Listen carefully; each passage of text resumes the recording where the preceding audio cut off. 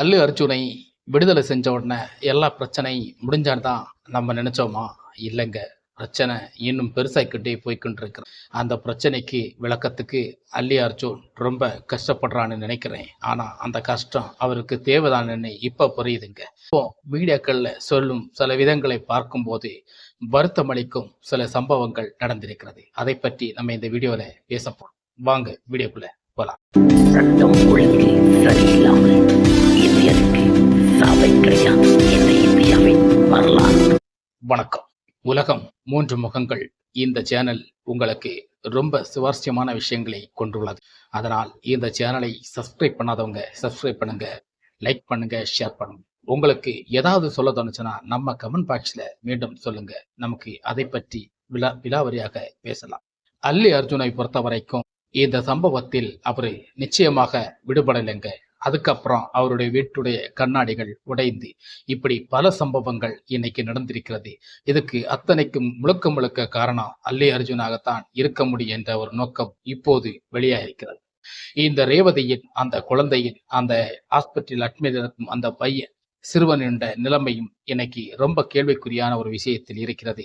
அந்த குழந்தையை காப்பாற்ற நினைத்த ரேவதிக்கு தான் மரணம் கிடைச்சது. இந்த ரிலீஸுக்கு பிரீமியர் ஷோவுக்கு வந்து இப்படி குடும்பம் ஃபேமிலி அந்த ஷோவுக்கு முதல் ஷோவுக்கு இப்படி போகலாமா என்று கேட்டால் வெறித்தனமான ரசிகர்களுக்குத்தான் இந்த மாதிரி புத்திகளும் இருக்கும். ஆனால் அது போகக்கூடாது என்பது ஒரு தவறான ஒரு கருத்தும் இருக்கிறது என்பதை மக்கள் நாம் ரசிகர்களாக இருக்க நாம் அதை புரிந்து கொள்ள வேண்டும். சில விஷயங்கள் பெண்கள் நீங்கள் போவதை தகர்த்த வேண்டும். ஏனென்றால் இப்படிப்பட்ட ஷோவுகளுக்கு நீங்கள் போகக்கூடாது. அப்படி போகாமல் இருப்பது ரொம்ப நல்லதுன்னு நினைக்கிறேன். ஆனா முக்கியமாக அன்னைக்கு அல்லி அர்ஜுனும் ரொம்ப தவறு பண்ணிருக்கான்னு சொல்லவர். அவர் மீடியாக்களில் இப்படி ஒரு ஷோ போடும்போது அந்த சந்தியா தியேட்டருக்கு வருவதற்கான முன்பு தியேட்டருக்கு உரிமையாளர்களும் காவல்துறைகளும் அவரை தற்காலிகமாக அதை நிறுத்தி வைக்க சொல்லியிருக்காங்க. நீங்க வரக்கூடாது, இங்கே கூட்டங்கள் அதிகமாகும், நீங்கள் வந்தால் இங்கே பெரிய பிராபலங்கள் எல்லாம் உருவாகும் என்பதற்கான பல கருத்துக்களை அல்லி அர்ஜுனிடம் சொல்லியும் அவர் கேட்கவில்லை.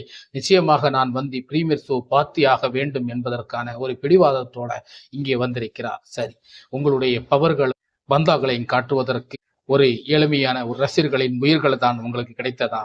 பார்த்தீர்களா இங்கே என்ன நடந்திருக்கிறது என்று? நீங்கள் வருவதனால் இங்கே என்ன நடக்கப் போகிறது என்று தெரிகிறதா? இதுதான் முன்கூட்டியே பல விளக்கங்களே உங்களுக்கு தெரியும். பல நடிகர்களின் முகங்களை நீங்கள் பார்த்தாலே உங்களுக்கு புரிந்திருக்கும். இந்த மாதிரி விஷயங்களின் பொது இடங்களில் நமக்கு யோசிக்காமல் எதையும் செய்யக்கூடாது, யோசிச்சு எதையும் பண்ணாமல் இருக்கும். அப்படிப்பட்ட சில விஷயங்களை நமக்கு முதல்ல எடுத்துக்கொள்ளணும். ஒரு மெயின் நடிகராக இருக்கிறீங்க, பழம்பெரும் நடிகராக இருக்கிறீங்க, பல முன்னணி நட்சத்திரங்களாக இருக்கிறீங்க. நீங்கள் போனால் அங்கே என்ன நடக்கும் என்பதை நமக்கு முன்கூட்டி சிந்திக்க வேண்டும். உங்களுடைய பாதிப்புகள் இப்ப அல்ல, பெரிய ஒரு பாதிப்பாக இன்னைக்கு ஏற்படுத்தியிருக்கிறது. திரை வட்டாரங்கள் இதை வைத்து உங்களுக்கு அரசியல் ரீதியாவோ இல்லது சினிமா நடிகர்கள் ரீதியாவோ ஒரு இதுக்காக வேண்டி உங்களை பழிவாங்கும் பல திடல்களும் இதில் பயன்படுத்தி கொள்ளலாமே அப்படி என்று நீங்கள் யோசிக்க வேண்டாமா? ஒரு நடிகர் என்ற ஒரு அந்தஸ்து கிடைச்ச உடனே நம்மளை யாரும் எதுவும் பண்ண முடியாது என்று நீங்கள் நினைத்தீர்களா? அங்கே நீங்கள் வரக்கூடாது என்றால் வராமல் இருப்பதுதான் உங்களுடைய புத்திசாலித்தனம் என்பதை நீங்கள் காட்டியிருக்க வேண்டும்.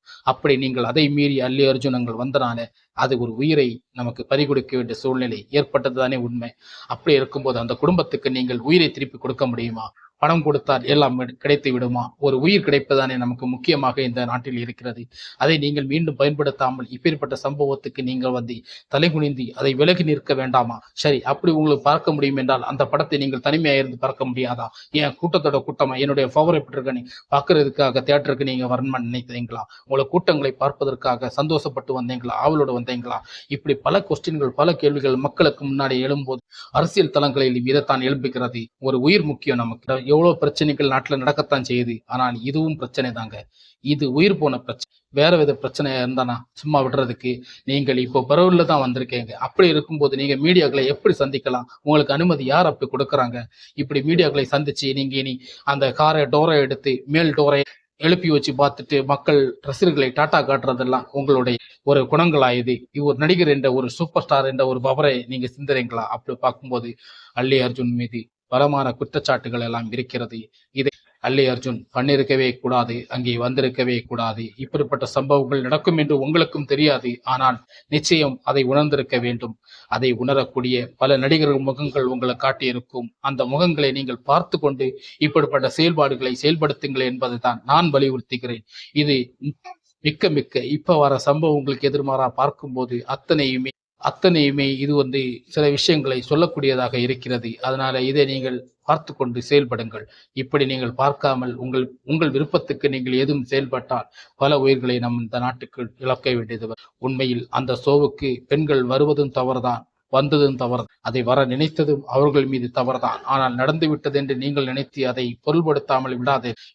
இன்னும் இது போன்ற சம்பவங்கள் மேலும் நடக்கக்கூடாது. ஆனால் முழுக்க இன்னைக்கு பார்க்கும்போது அத்தனை பேரும் உங்களை இது பண்ணியிருக்காங்க, வரக்கூடாது என்று சொல்லியிருக்கிறாங்க. அதை மீறி நீங்க வந்தது மிகப்பெரிய குற்றம் என்று நான் கருதுகிறேன்.